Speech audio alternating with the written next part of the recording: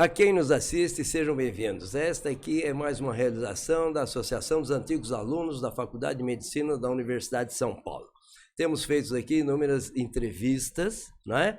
Temos tido aqui informações importantíssimas, não só para a prática médica, como também para que o nosso trabalho seja protegido via seguro, via impostos, N assuntos. Trouxemos aqui alguns colegas que falaram sobre trabalhos realizados lá e estamos abertos a sugestões que vocês nos queiram fazer, né? Para mim é um grande prazer estar aqui, vocês notam que eu me empolgo com isso aqui, e particularmente quando eu tenho alguns assuntos assim mais gostosos de falar e mais curiosos também. Por exemplo, hoje eu vou conversar com um médico que ele não vai falar, mas eu vou dizer para vocês, foi o melhor aluno da minha turma, foi o melhor aluno da faculdade até então, um músico espetacular, uma pessoa espetacular.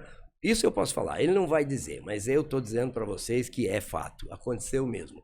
E que vem nos falar hoje não sobre medicina, ele vem nos falar sobre sexualidade, tá? Então, é um assunto que interessa para nós todos, colegas, interessa para os não colegas, interessa para todo mundo, porque antes de qualquer coisa, somos homem e mulher, somos pessoas que têm interesse na sexualidade, seja ela qual for, não é verdade? E é para isso que eu, que tenho um mero conhecimento instintivo da coisa, vou aqui me ilustrar conversando com um colega, o Dr. Eliano Pellini, formado na nossa faculdade, formado na 59ª, e vou pedir a primeira coisa, Eliano, se apresente e fale para a gente sobre o seu tempo na nossa faculdade.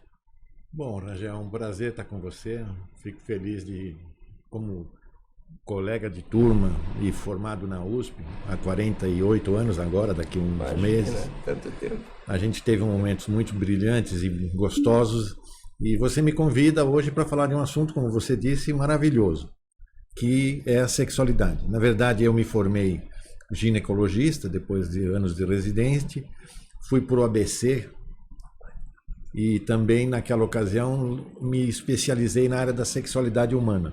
Primeiro, ginecologia hormonal, hormônios, climatério, anticoncepção e nesse conceito da reprodução, a sexualidade humana, que cada vez mais se torna hoje cientificamente evidências médicas. Dentro desse conceito, tem o lado científico que você falou da área médica. Mas como em 1984 eu me interessei em vinhos, comecei a viajar pelo mundo, fiz passeios de várias adegas internacionais, participei da Associação Brasileira de Sommelier como professor, ainda estou lá como aluno. E dentro desse conceito do vinho, me veio a ideia de, já que eu lido com sexualidade, e vinho tem uma grande formação de aproximação de casal, aproximação de parceiros sexuais e sedução, por que não tentar usar o que a gente sabe de ciências ligadas à sexualidade, dentro do que a gente faz, como você disse, no mundo sexual e do vinho, instintivamente, e tornar isso de uma forma mais didática. Eu passei a dar aulas em vários locais no Brasil sobre vinho e sexualidade. E é isso que vim hoje te comentar e fazer os colegas se divertirem um pouco. Essa entrevista está ficando bacana. Na verdade, muita gente vai nos achar maluco, né? Mas, na verdade, mais do que maluco, nós somos sensíveis. A gente tem vários instintos como seres humanos e um deles é o pensamento simbólico, que é você pegar uma taça de vinho onde tem um suco de uva fermentado e acreditar que ali tem aromas especiais, ali tem gostos especiais e ali são situações que te fazem viajar, te fazem sonhar, te fazem conhecer a mulher ou o homem da sua vida, né? Então, teoricamente, a ideia é você perceber que através do sentimento humano, você transforma uma bebida simples, um fermentado de uva, numa coisa que faz você engrandecer culturalmente, emocionalmente e vai fazer a sua vida ficar muito mais prazerosa, sem se alcoolizar, já que o vinho não é coisa para alcoólatra. Teor de álcool baixo, degustação é uma coisa fascinante, não é bebedeira, né? Então esse é o nosso plano hoje, fico feliz de estar com vocês aqui. E fala do Eliano na faculdade, conta para mim, como é que você fez para fazer tudo aquilo que eu vi você fazer, que era fazer gravação na RCA, sabe, tirar nota boa em todas as provas, o que é isso? É muito amor pela coisa? Na verdade, eu era de Santo André, um aluno mediano, uma escola estadual. E a ideia de fazer medicina vem das histórias que minha mãe me contava do próprio parto que ela teve quando eu nasci. Foi um parto complicado, no meio do interior de Minas Gerais. E depois dessas histórias que você estuda, medicina, principalmente obstétrica, você percebe que a sua mãe teve uma eclâmpsia, que ela teve sangramento pós-parto. E eu me emocionei com isso e falei, bom, vou estudar isso aí para, como sempre, um proveito pessoal. E felizmente, quando eu estava com 17, 18 anos, eu conheci o médico que fez o meu parto. Sim. Eu fui visitá-lo lá na cidadezinha de Campo Belo, em Minas Gerais, o Dr. Cláudio. E eu falei, Cláudio, eu vim te conhecer porque você fez o parto da minha mãe. Ele falou, poxa, mas quanto tempo faz isso? Eu falei, olha, faz 17, 18 anos na rua Carlos de Campos, lá em Campo Belo, uma segunda-feira de carnaval, você chegou no seu jipe, né? Ele falou, pô, você é filho daquele italiano que não falava uma palavra de português? Que bom que você veio, porque ele nem me pagou. Tomou?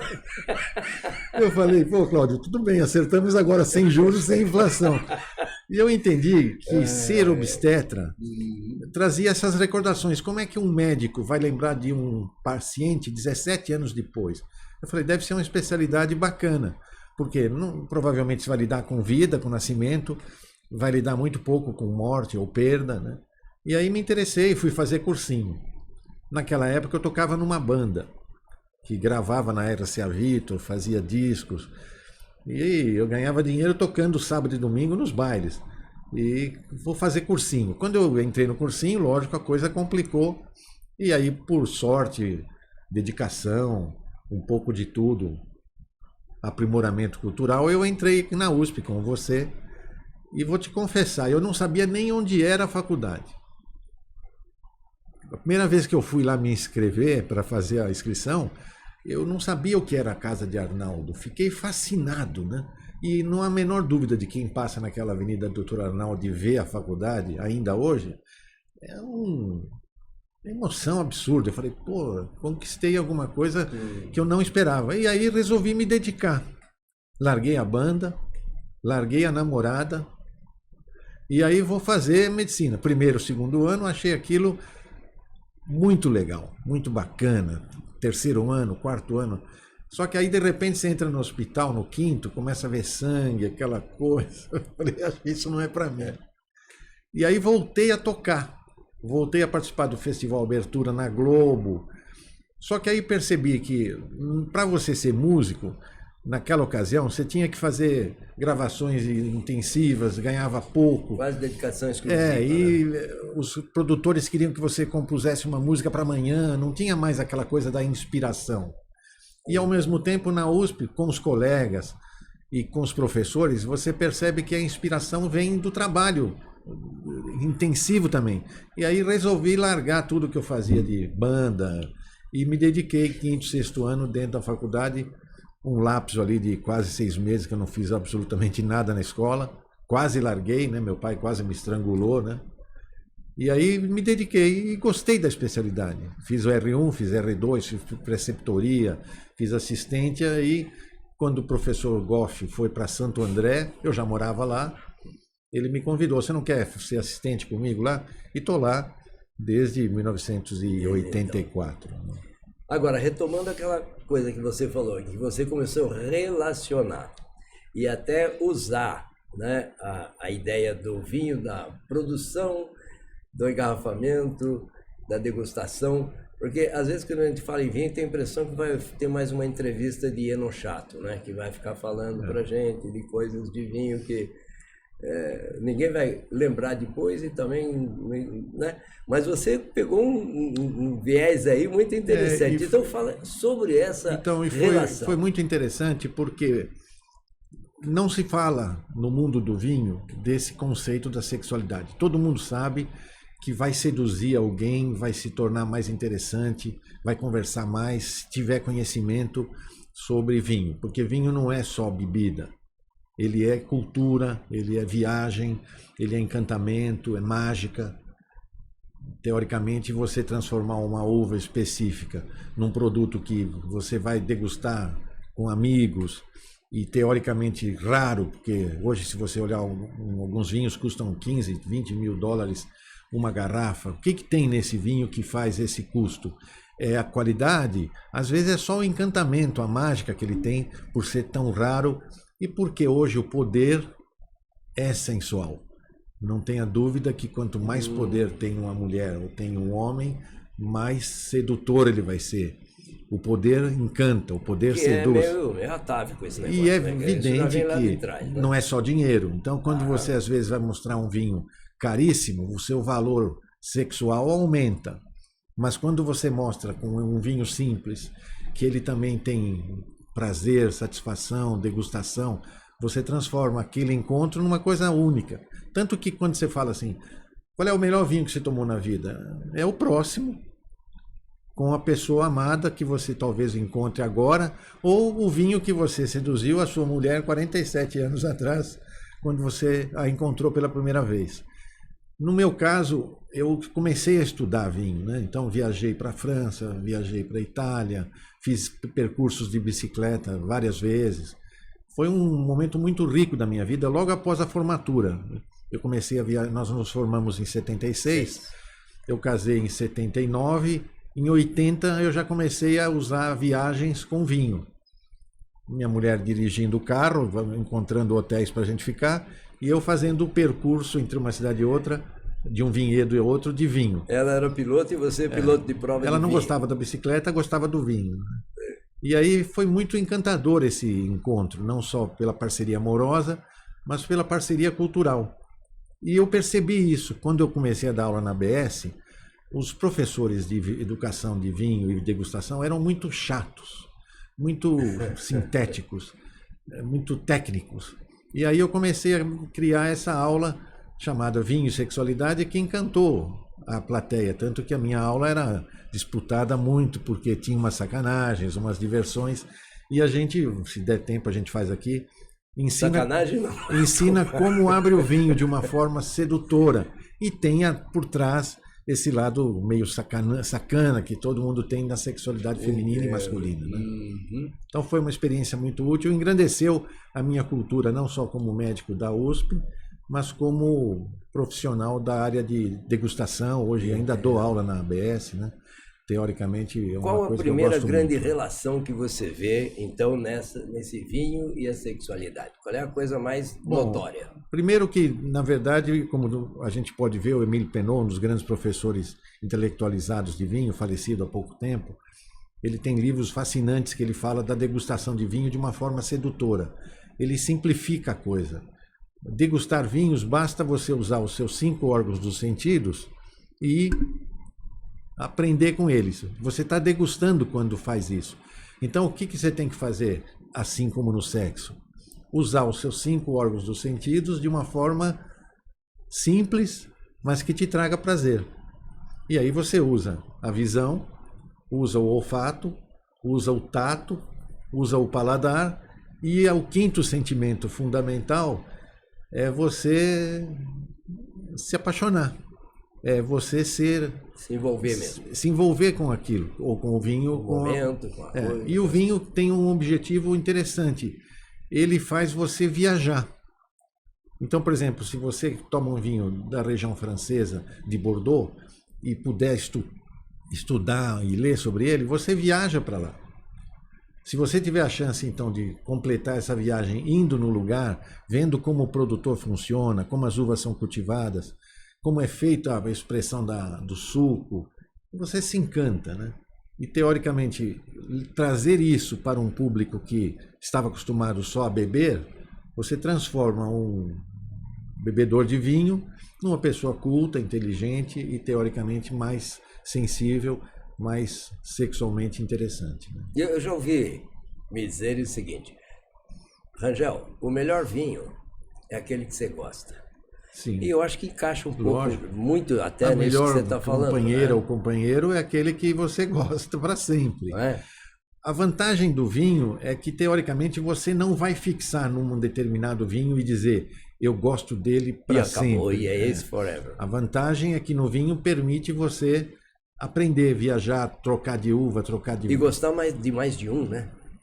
O que, na verdade, na sexualidade, infelizmente, no casamento não é permitido mais, né? Mas dentro da sociedade humana, Cada vez mais a liberdade sexual se ampliou de tal forma que hoje você tem casamentos abertos, situações sexuais de parcerias múltiplas. Enquanto que a gente, como ginecologista, atende casais nessas situações por causa do risco contraceptivo, do risco de infecções sexualmente transmissíveis, cada vez mais a gente vê que é o que você falou. A pessoa que te emocionou e você gosta vai ficar para sempre. É o que a gente diz do seu vinho do coração.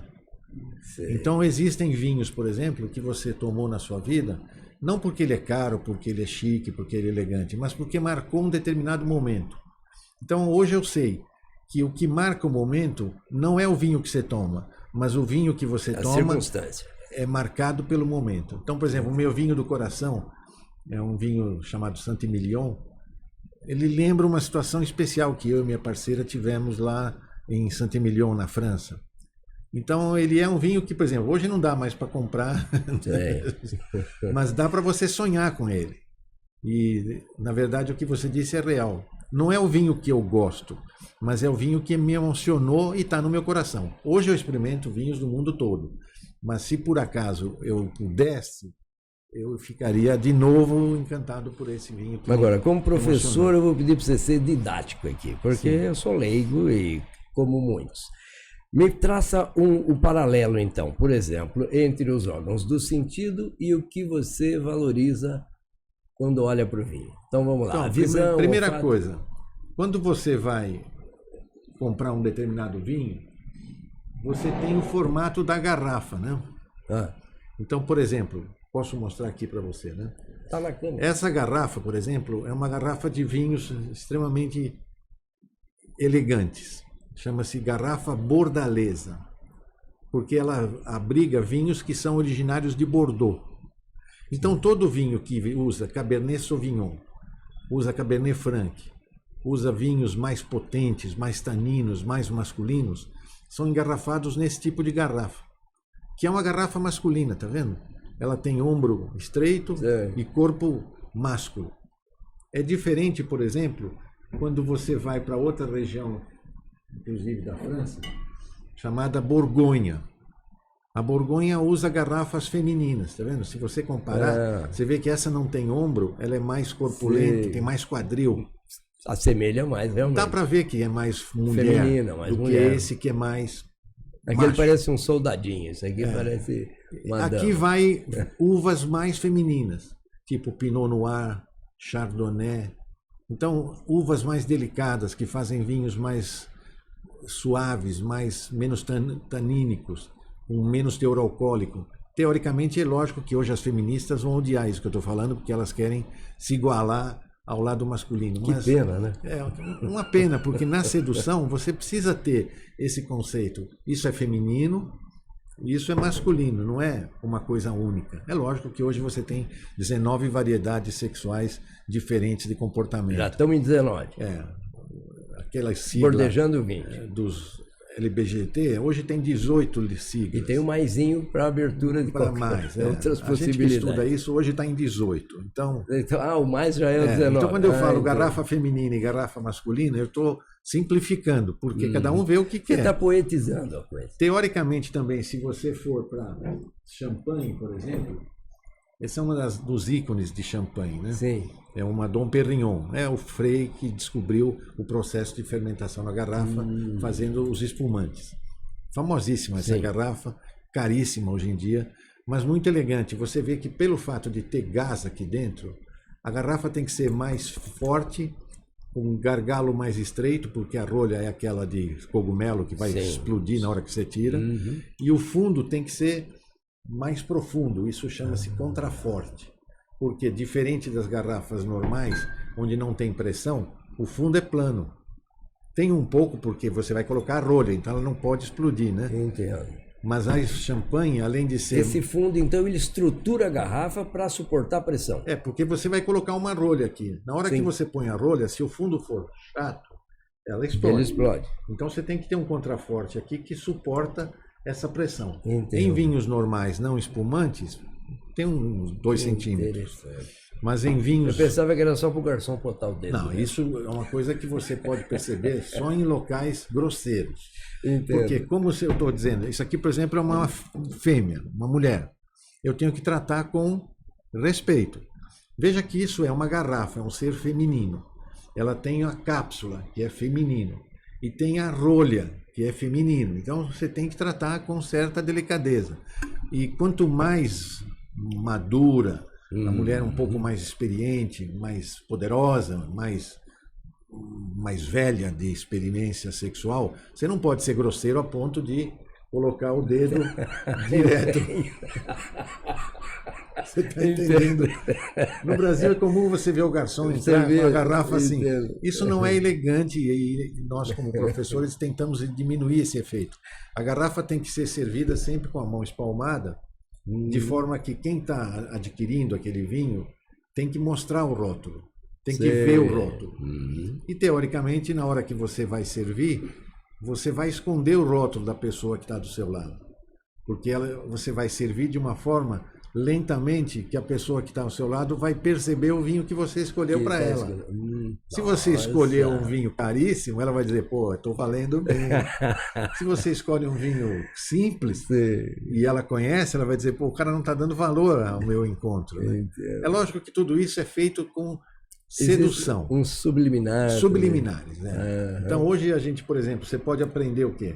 Se você vê num casal numa mesa com uma garrafa desse tipo aqui, masculina, você sabe que quem escolheu, às vezes é o homem ou a mulher que escolheu um vinho poderoso, másculo, tânico, álcool, 14%. Se você vê numa mesa alguém usando uma garrafa dessa, você já desconfia o quê? São pessoas que estão usando vinhos menos alcoólicos, mais femininos. E se você vê um espumante, ele está associado à comemoração, à festa. Entendo. E principalmente por causa da rolha. Da rolha, né? E há uma associação nítida disso com ejaculação, né? Com prazer ejaculatório. Veja o campeão de Fórmula 1 que chacoalha e joga. Aquilo tem um símbolo erótico impressionante. Eu sou o vencedor, eu estou orgásmico, né? Então, agora uma pergunta que ocorre aqui que nasce da sua explanação.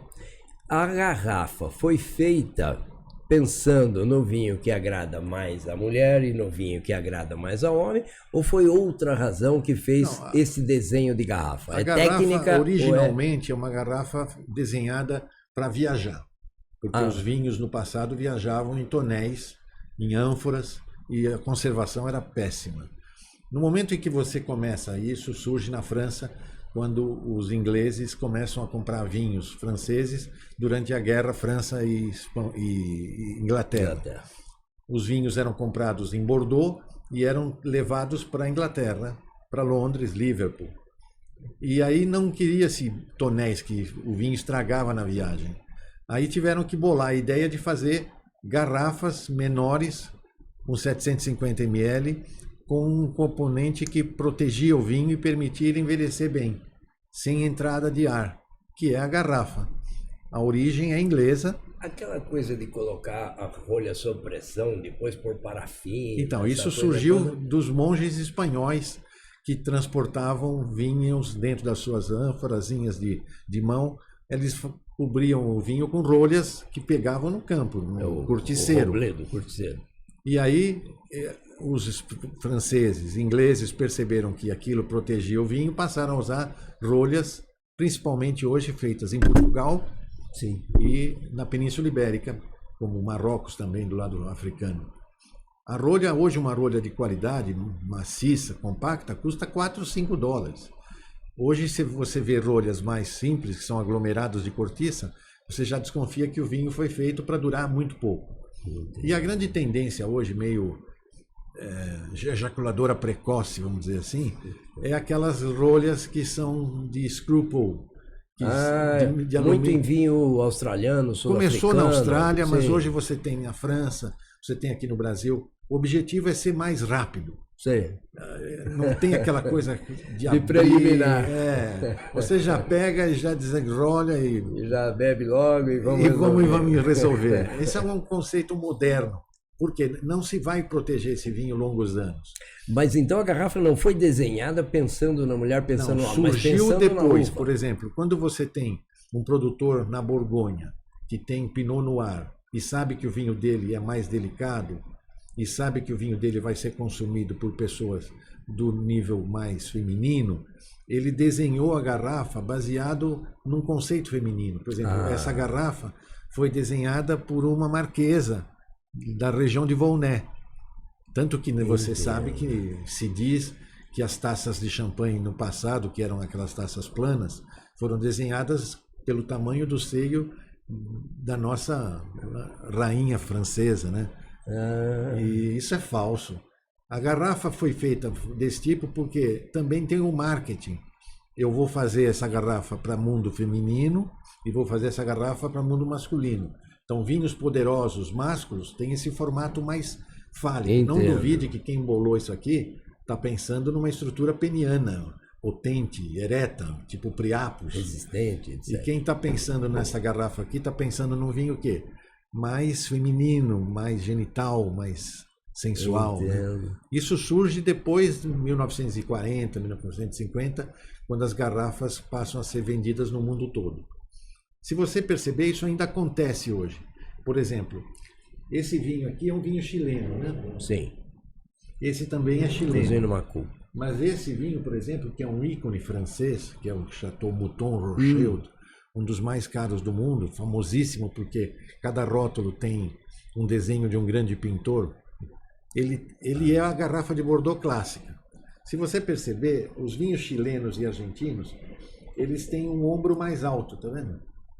Sim. Esse foi um design bolado no Chile e na Argentina para fazer a diferença entre o homem francês e o homem latino, que é mais, vamos dizer, Antônio Bandeiras. Sei. Pegou a ideia? Sim. É evidente que isso foi feito de forma marqueteira. Eu não quero uma garrafa... certa virilidade. Isso, eu vou fazer uma garrafa que quem vai abrir, quem vai mostrar, está querendo valorizar o seu lado sensual sul-americano, né? Latino. Né?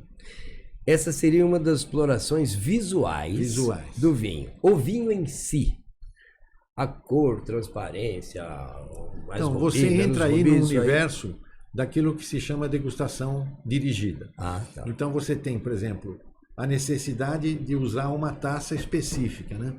Então, por exemplo, nós estamos bebendo água numa taça ideal para água, com design, com boca bem larga, mas a taça de degustação que nós usamos hoje, e teoricamente foi desenhada para valorizar cor, olfato e aroma, é essa garrafa, esse copo chamado copo de degustação. Veja que ele tem uma haste simples, né? Tem uma base extremamente segura, mas o que chama atenção é o formato estreitando na boca, porque o objetivo é concentrar os aromas e ele tem que ser extremamente transparente, quanto mais cristal, melhor, quanto mais fino, melhor, para você poder ver o que você estava sugerindo. Eu vou ver a cor, quanto mais escuro, uvas mais másculas, quanto mais rubi, mais rosado, uvas mais femininas. Eu posso ver pelo contorno da borda se é um vinho jovem, geralmente é violeta. Eu posso ver se ele é velho, geralmente é marronzado, castanho. E posso degustar esse vinho fazendo uma aromatização. Você vai ver 3 situações. Quem não curte vinho e está tomando pela primeira vez, geralmente pega assim. Sim. Sexualmente falando, isso é grosseiro. Não entendo. vou dizer tigrão. Falta delicadeza, Falta um pouco de certa finesse. Se você quiser ser um pouco mais delicado e mais fino, você pega simplesmente na haste. Por que não pegar assim? Porque você aquece o vinho e tira aquela qualidade que você tem em vinhos tintos entre 17 e 19 graus. Vinhos brancos entre 12 e 15. Então, se você segurar na mão, você está aquecendo. O objetivo é pegar aqui. E aqui permite você, se você está começando, a gente ensina a você mexer em cima da mesa, assim. Quando você já tem um pouco mais de treino, e aí você vai ver uma coisa que é comum nos degustadores, que é pegar aqui, né? E isso permite muito mais habilidade. Só que é evidente que ninguém vai num jantar é muito fresco, né? assim. Quer dizer, num jantar você simplesmente vai usar uma técnica comum, mas fina, né? Aqui você consegue ter o ponto mais importante dos vinhos, que é o olfato. Essa é a grande sacanagem do vinho, né? Um vinho feito com suco de uva pode ter pelo menos mais de 1000 aromas diferentes. Sim. Se ele é feminino, ele vai ter aromas femininos. Então, por exemplo, os rosés feitos com chardonnay, feitos com sauvignon blanc ou feitos com riesling, e principalmente vinhos rosados, eles têm aromas femininos, tipo creme nívea, suor de cavalo, xixi de gato. Feromônio. Isso seguramente você sente isso pela experiência. Então, por exemplo, tem um vinho chamado Sauvignon Blanc, que o aroma dele, característico, é xixi de gato. Coisa escatológica, que você vai dizer para alguém, o cara vai achar horrível. Mas ele tem cheiro de suor de cavalo. Ele é famoso por isso. Por quê? Imagine você andando numa praia, uma mulher em cima de um cavalo lindo, branco, aquele suor. Essa viagem você faz, se souber.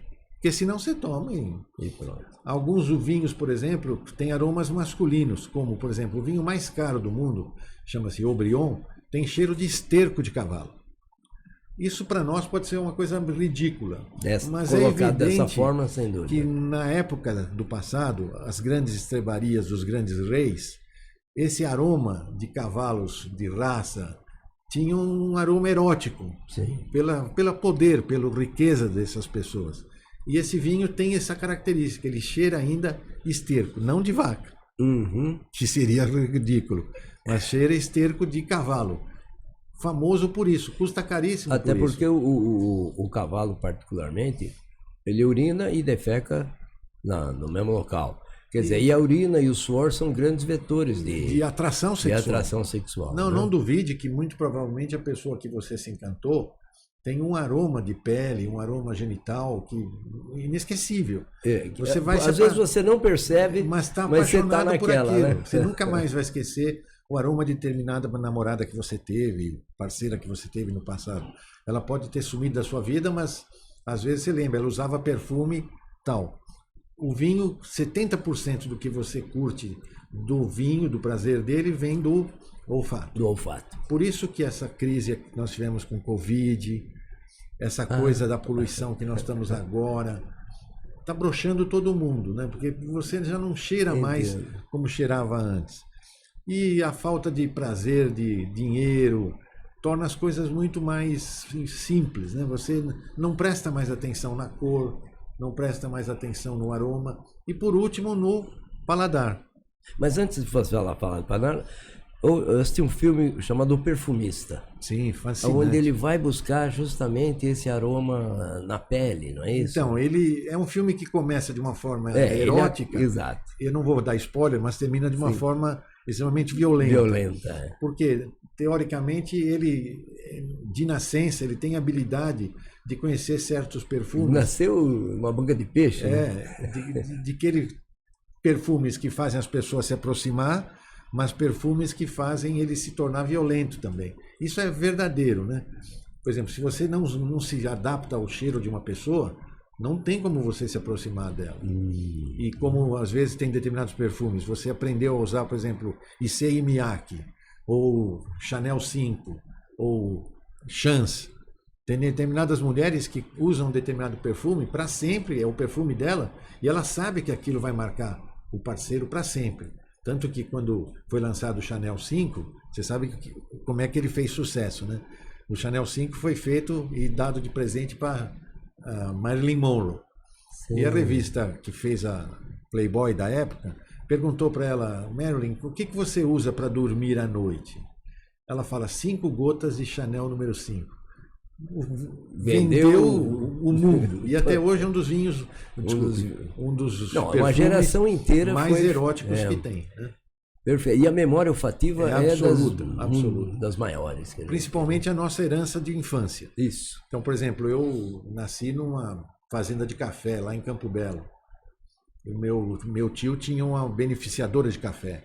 Até hoje, eu passo em determinadas padarias, você percebe que o café... Você tira o pé do acelerador para curtir mais um pouco. E é lógico que essa erotização olfativa que eu tive da infância, eu transferi para o vinho também. Então, por exemplo, tem vinhos que eu lembro dos aromas, alguns vinhos espanhóis, por exemplo, eu fui assistir uma tourada em Toledo, incrível, o suor do touro quando ele entra com aquela amplitude de chifres, e o toureiro, e aquela coisa erótica. Toda aquela potência. Não, aquela... e você vê, se o cara bobear, ele morde mesmo, né? É. Se o cara pegar a femoral dele, adeus. Adeus. Não dá tempo dele ir para o hospital. E o touro tem um cheiro. E o toureiro sabe disso. E os vinhos que se servem lá na Sevilha, em Espanha, tem muita madeira, carvalho. E esse o aroma remete a essa coisa da areia, do sangue, do touro. São vinhos másculos. Então, você imagina assim, você pega um cara que tem um vinho desse, tem uma parceira que vem com aquele vestido vermelho, com aquela rosa. Carmen. E o cara viu uma tourada, aquele suor. Ele se torna um bandeira. Né? Só não vai sair uma boa trans ali se... Agora, você falou de algumas coisas. Agora, o que a gente sempre pensa, inicialmente, é o sabor do vinho. Isso, nós estamos deixando isso para o final. Ele realmente não é dos mais importantes. Entendo. Teoricamente, em valores de degustação, o aroma é o top. Agora, quando você vai provar um vinho, ele tem características muito simples. Ele tem amargor, acidez, tanino e alguns odores e gostos escatológicos, como a gente falou, de esterco, de xixi. Na verdade, o valor do vinho hoje de guarda é quanto ele tem de tanino. O tanino é uma estrutura que permite o vinho viver vários e vários anos. Tanto que os vinhos caros, como esse que eu te mostrei, que é o Mouton, ele dura 50 anos.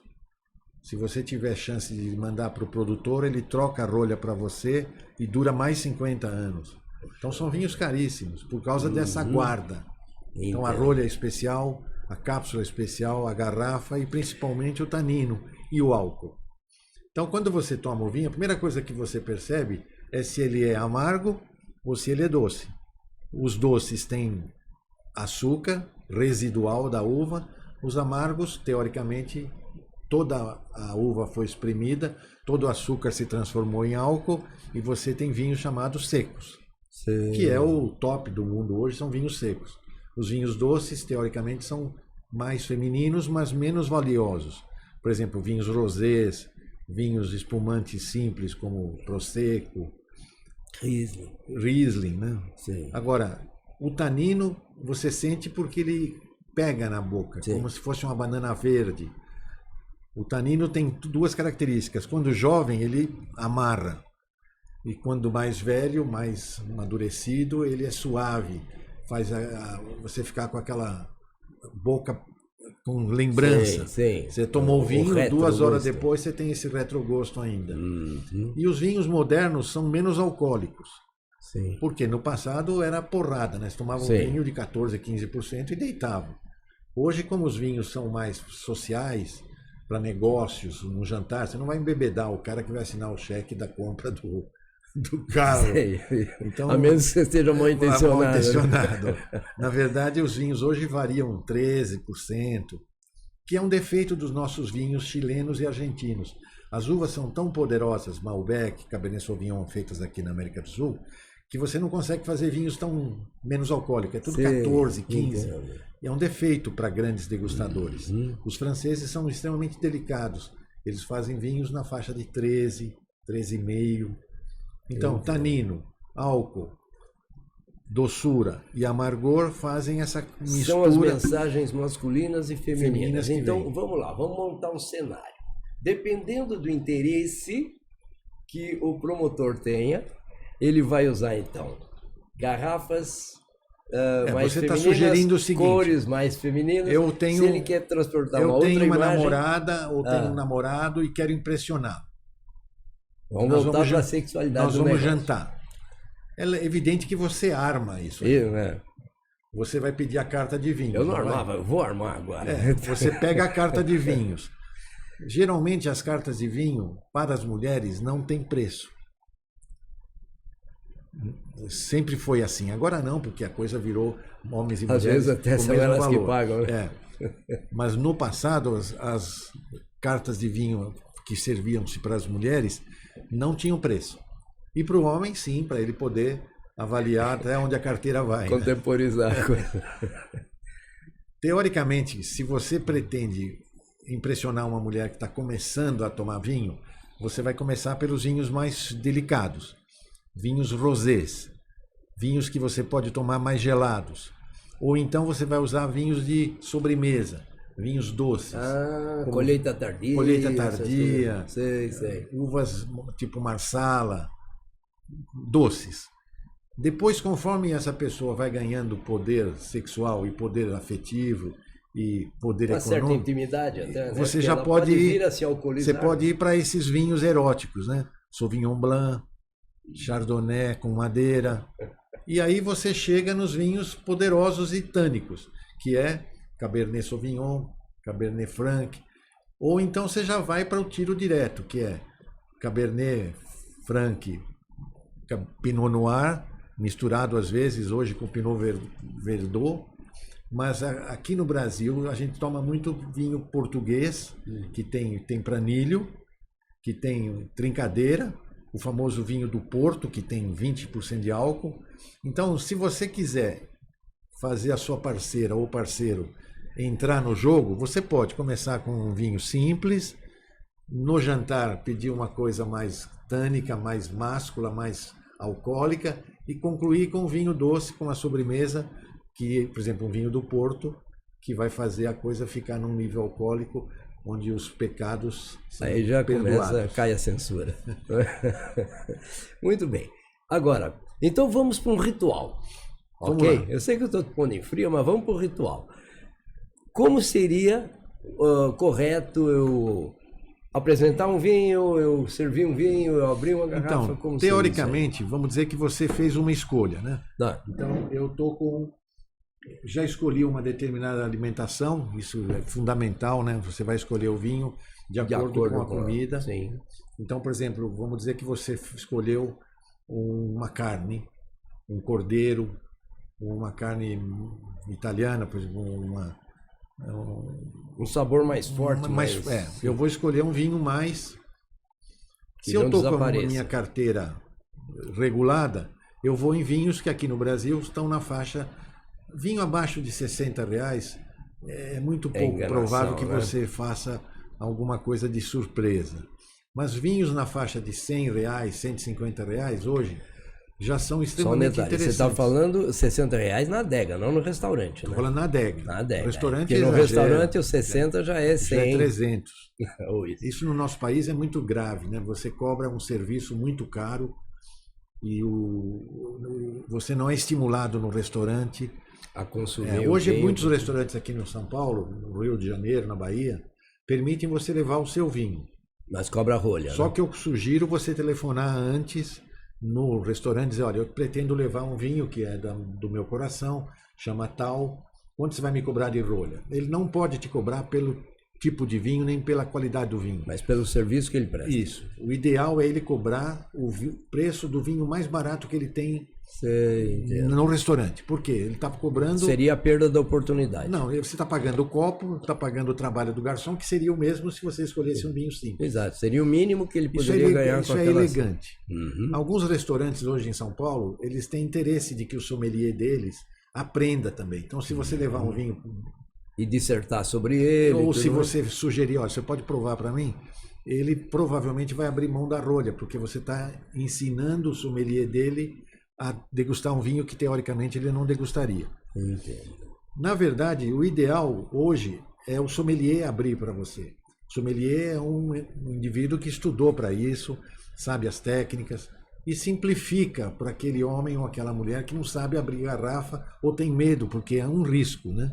Pode dar errado. Agora, se você vai assumir esse risco e quer transformar esse momento num momento de sedução, você vai usar isso para impressionar. O que você pode fazer? Primeira coisa, arregaçar as mangas. As mulheres têm um certo tesão, desculpe a palavra, para punhos masculinos. elas olham muito, não é a mão em si, mas o movimento do punho. É ali que elas veem se você tem destreza, delicadeza, isso, força, porque ela precisa de alguém que tenha, teoricamente, atavicamente, ela precisava de alguém que a protegesse. Protegesse, fosse então, provedor. Por isso que você vê às vezes o sommelier, e eles são geralmente homens fortes e bonitos, eles arregaçam o paletó e mostram os punhos. Então, se você vai abrir uma garrafa e está com faça o mesmo. Sugiro que você faça. Ela não vai perceber até ver. Está no subliminar. Você não precisa ter punhos elegantes nem ser forte, mas tem que ter habilidade para mostrar. Sim. Outra coisa, mãos limpas, né? Não pode estar suando. Se o garçom vier te abrir uma garrafa com suor, né? Então você tem que primeiro se colocar na situação de que vamos ver se você está unhas limpas, situações que você não está suando, você não está tremendo. Não quebrar o lance, né? Você tem que ser... E aí, você tem que ter um abridor que seja ideal. Que funcione. Não pode ser aquele abridor meia boca. Aquilo, se você... Aquilo já coloca você no chinelo. Então, os abridores sofisticados, sim, eles têm que ter, primeiro, uma lâmina para cortar a cápsula. Essa cápsula. Porque você não vai... Deixa eu só abrir aqui, pronto. Você não vai atravessar a cápsula com o saca-rolha. Normalmente era de chumbo isso, hoje tem muito plástico. Hoje é plástico alói. Os grandes produtores ainda usam chumbo, né? Os franceses elegantes usam chumbo. Sim. Então, teoricamente, a primeira coisa que você vai fazer é abrir a cápsula. E você tem que ter um abridor decente. Você tem que ter um equipamento sexual decente. Você não pode aparecer com uma coisa meia boca também. Com essa canção. Não, você tem que dar uma caprichada. Você vai tomar um banho, vai botar um perfume. Você está fazendo tudo certo, porque não é isso também. Você não vai me tirar um saca-rolha de supermercado. Certo. Existem saca-rolhas famosos hoje. Por exemplo, o mais famoso chama-se Laguiola. É a fábrica francesa que faz as armas para Napoleão. Agora, na Olimpíada, foi ela que fez uma parte dos talheres que se serviram.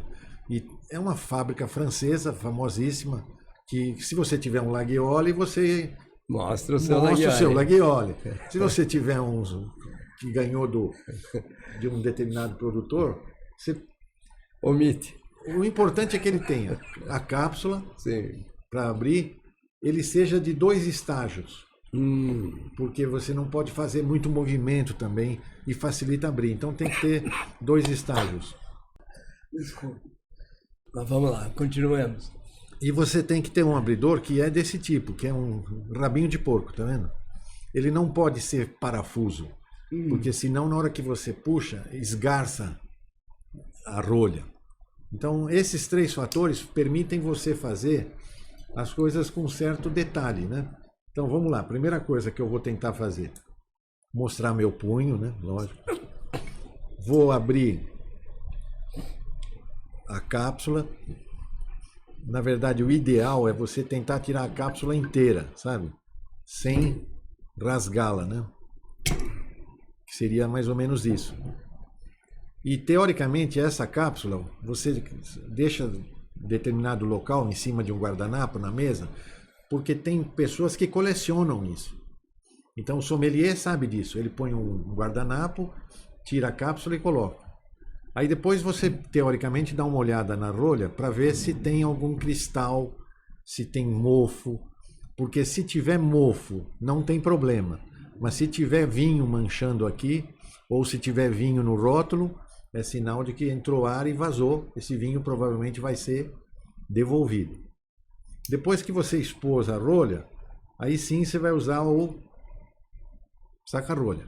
O ideal é você fazer a colocação bem no meio e aí você faz uma sacanagemzinha mostrando que você tem um determinado, sabe, aquele olhar.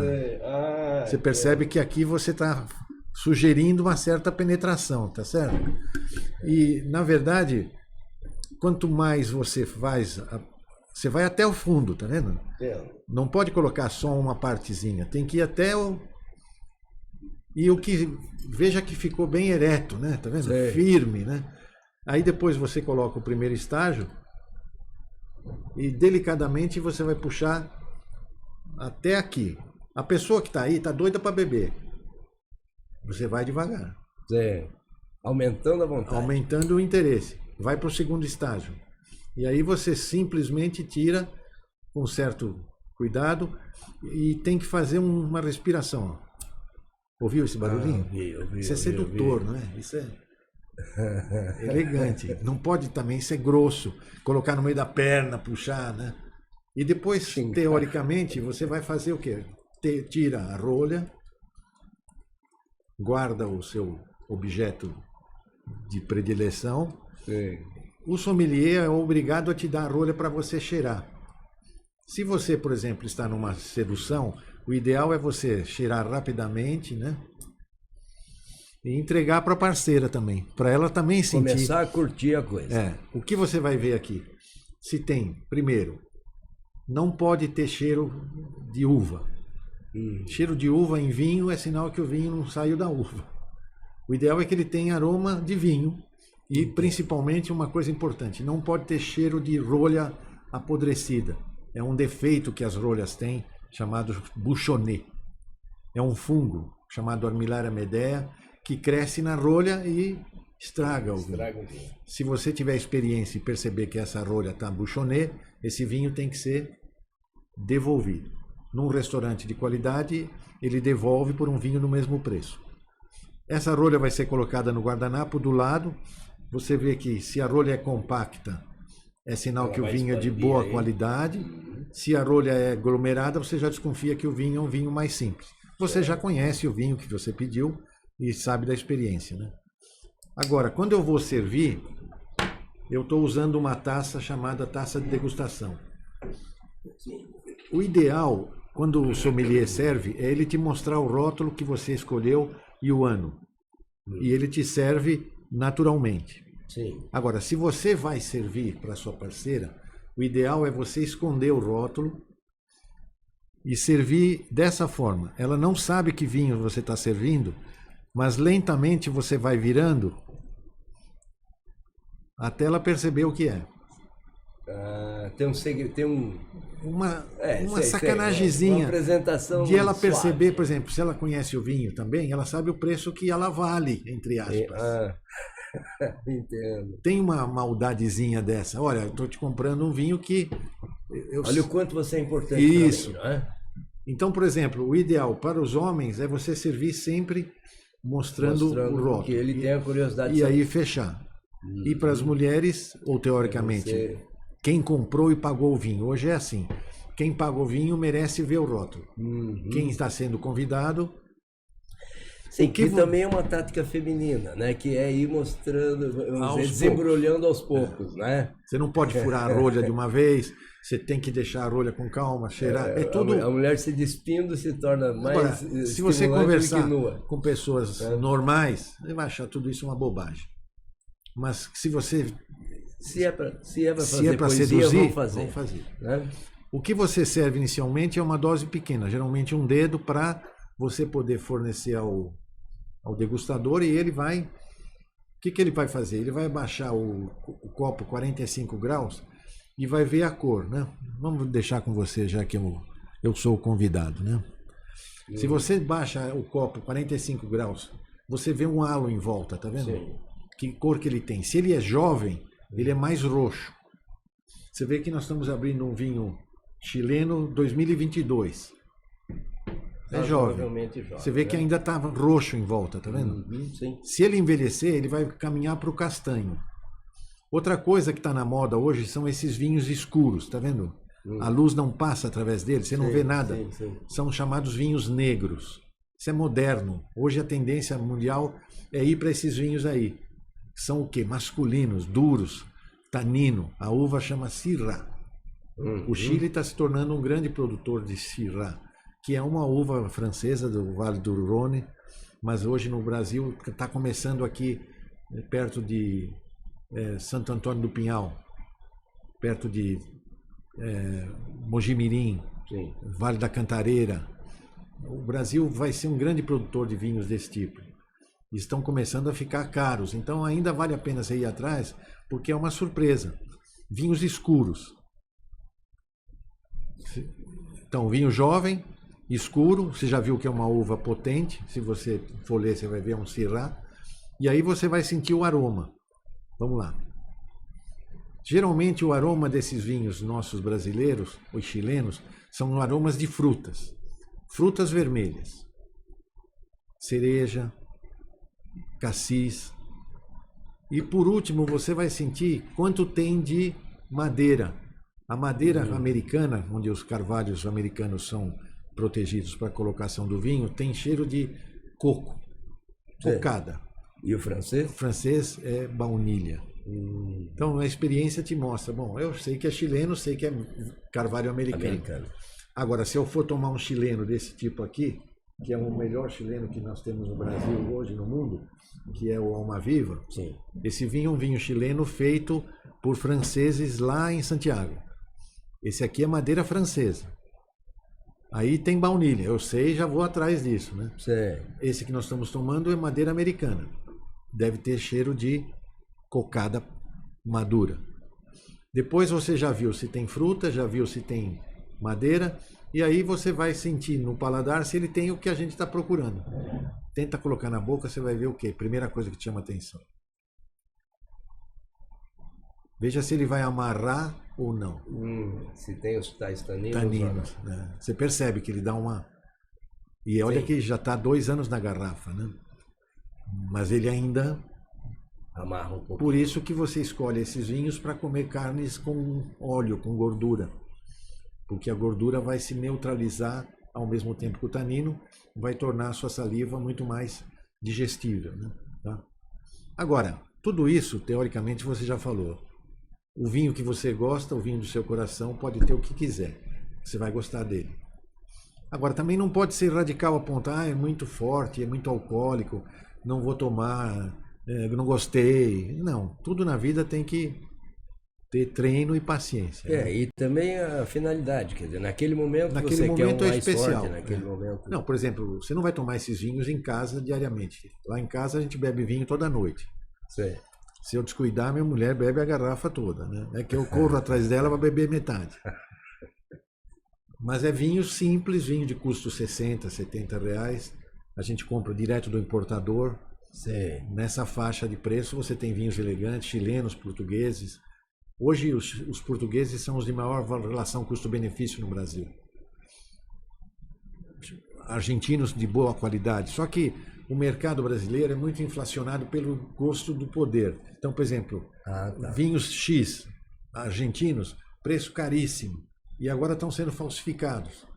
Então, na internet você compra assim, vinho tal, que custa $30 lá, vendido aqui a 60, você tem um cara que te vende por 40.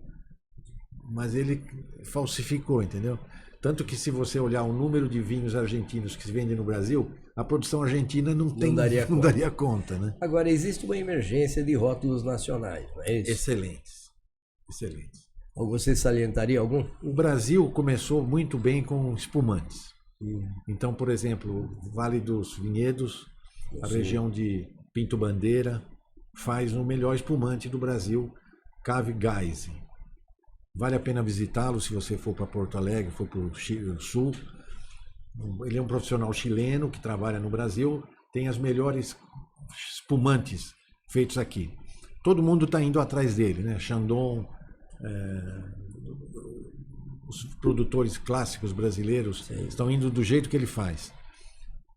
Agora, o Brasil não fazia bons vinhos tintos, porque o nosso clima não permite você proteger as uvas tipo Pinot Noir, Cabernet Sauvignon. Mas agora aqui no nosso estado, começou um produtor a fazer vinhos de excelência de qualidade com Syrah, com Cabernet Sauvignon, que teoricamente vale a pena visitar. Vale a pena também ficar de olho nos vinhos feitos lá em Uruguaiana, no limite sul do Brasil. Sim. Tanto o Miolo, por exemplo, que trabalhava no Vale dos Vinhedos, mudou para lá. Ah, sim? Porque lá tem um paralelo muito mais adequado para fazer vinho. Mas vale a pena você procurar vinhos nacionais. Eu tive agora 2 semanas atrás, numa vinícola lá em Santo Antônio do Pinhal, chamada Guaspari, que é uma surpresa. Agora, só que ele custava R$80. Depois que saiu na revista Adega dizendo que é o melhor vinho nacional, já está 300. Então tem um mercado muito grande por trás. Então o truque para você é começar a viajar, procurar, pedir informações, não ficar nunca sozinho. Uma curiosidade, o Uruguai ainda é só Taná? Não, eles têm uvas brancas muito interessantes, eles são muito pequenos, eles têm oliveiras muito ricas, têm doce de leite muito rico, e eles aprenderam a fazer Taná macio, que o Taná é uma porrada, né? Só que está na moda agora, né? Você vê que hoje está na moda esses vinhos escuros, vinhos negros. Como alguns tempos atrás estavam em moda os vinhos laranja. Vinho laranja é o vinho branco vinificado como tinto, com casca e tudo. Sim.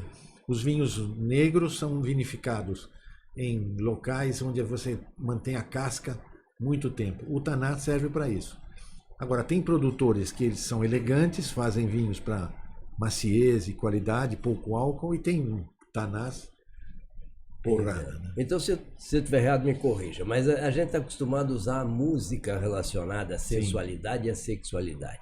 Até porque existem os crescendos e essa coisa toda que são envolventes. Você vai me sugerir que vinho e música pode combinar? Eu te perguntaria até se, primeiro, há uma similaridade em eu tratar uma coisa e outra. Existe, de fato, eu posso pensar. Lembra que nós falamos dos 5 sentidos? Sim. Então, olhar, degustar, paladar, olfato, faltava o quê? A audição, é verdade. Por isso que se faz o quê? O barulhinho. Pega a sua taça. Dá para ver que esse barulho já te faz salivar? Sim, já existe um condicionado aí. E é lógico que se você escolher uma música adequada para aquele vinho encontro, você vai ter mais prazer. Dependendo do tempero que você quer. Então, por exemplo, coisa, sim. Alguns espumantes franceses, champanhe, são famosas em determinados filmes onde a música se revelou fantástica. Então, por exemplo, As Tears Go By, do filme Casablanca. Ele, que é o Humphrey Bogart, ele abre 2 espumantes para ela. Quando ele encontra ela em Paris, ele abre um champanhe de encontro, que é um Krug. E quando ela vai embora de Casablanca com o marido, ele fica sozinho, lembra do final do filme? You must remember this. Ela toma com ele no bar, no famoso Casablanca, um vinho, que é um espumante de despedida, que é um Cordon Rouge. Então é evidente que isso não merece ser discutido, mas se você for servir um espumante de encontro, sirva um Krug. Se você for fazer despedida, sirva um Cordon Rouge, entendeu? O famoso filme Goldfinger, lembra do 007? Sim. Quando ele está com ela na cama, e sempre ele está na cama com todas elas, ele serve um espumante para ela, que é um Dom Perignon. O filme é de 65, né? 65. E ele fala assim, você gosta de espumante? E ele fala, eu prefiro um 57.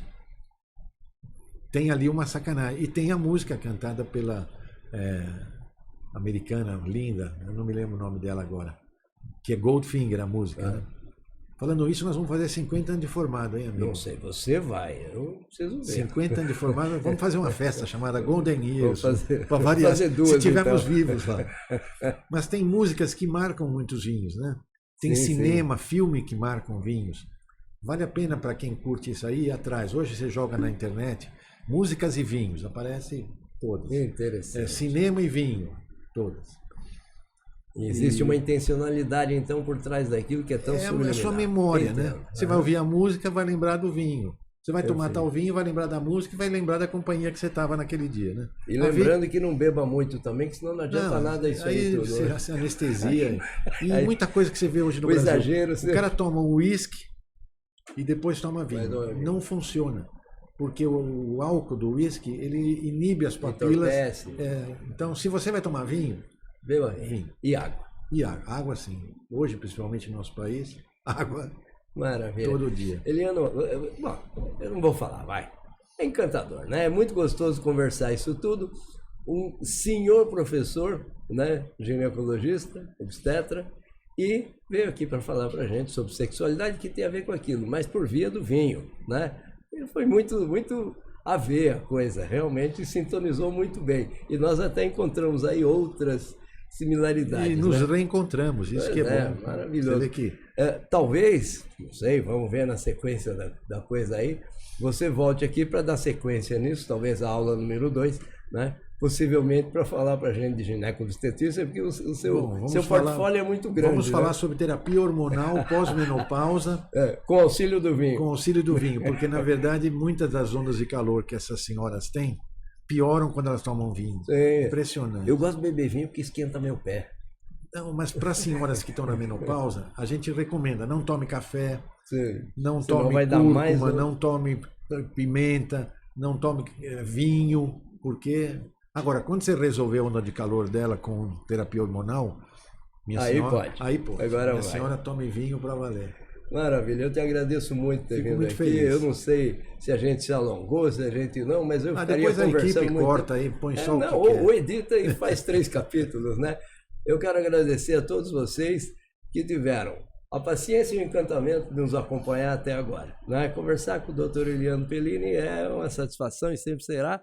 Espero que vocês todos também tenham gostado muito disso aqui. A gente diversifica ficando dentro da área médica, né? E falando com os nossos colegas, os antigos alunos, e falando com quem mais se interessa pelo assunto, que sem dúvida é um assunto de interesse geral. Ele está aqui por sugestão. Veja bem, como vocês podem enriquecer a nossa pauta, como vocês podem enriquecer o nosso podcast. Então, por favor, critiquem, façam sugestões, né? Esta é a realização que a Associação dos Antigos Alunos pretende concluir. Ou seja, levar para vocês informação, satisfação, segurança naquilo que está sendo falado, né? Muito obrigado pela atenção e até a nossa próxima entrevista. Obrigado, Eliana.